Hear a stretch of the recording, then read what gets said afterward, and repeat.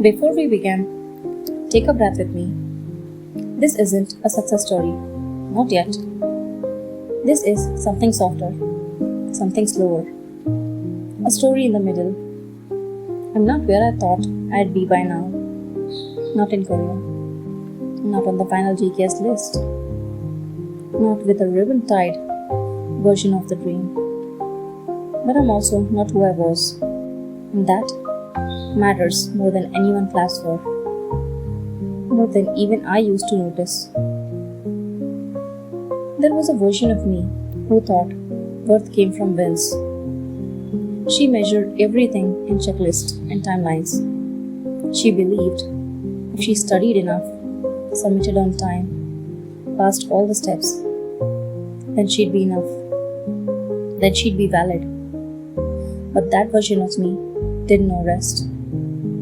She only knew survival and silence and trying too hard just to feel seen. Now, I notice different kind of growth. Like how I can sit in silence and not panic.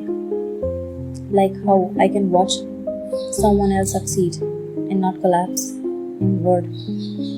I still want the same dream, but I no longer want it at the cost of myself. I want peace with a dream, not after it. Namjoon once said, "Even when I fall, I learn how to rise again." That line became my anchor. It reminded me progress isn't always loud. Sometimes it's the quiet decision to keep showing up when no one claps and nothing looks impressive. But you show up anyway, with trembling hands and a steady heart. This year, I didn't just prepare another application. I prepared myself. I rewrote my statements. But more importantly, I rewrote the way I speak to myself. I stopped chasing perfection. I choose presence instead. I don't need to sound perfect. I just need to mean what I say. I've stopped rushing. I've stopped comparing. This peace in pacing myself, in knowing that what I'm building is real, even if no one sees it yet.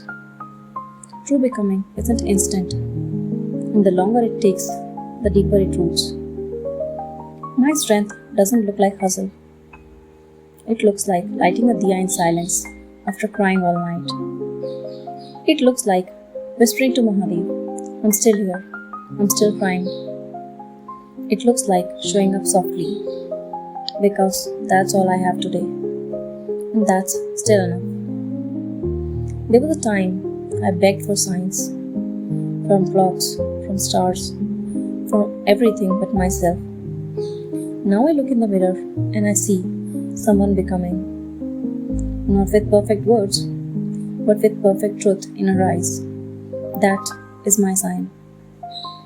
I'm still not fluent, still editing my application, still unsure about the result. But I've stopped letting that define me. This dream isn't worthy because of a result. It's worthy because it taught me how to stay. And I'm worthy too, even if no one claps for this quiet attempt. To the girl I was a year ago, thank you. You didn't give up.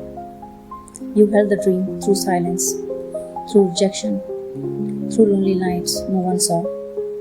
And to the girl I am now, don't stop. You've come too far to question your softness now. And to you, if you're not where you want to be, but you're not who you used to be, that's sacred, and that's enough. Thank you for watching this, for listening to a voice like mine. You're not alone. I'm Ira, and this is Dreaming in Hangul. I'll see you next week, still soft, still showing up, still becoming. Thank you.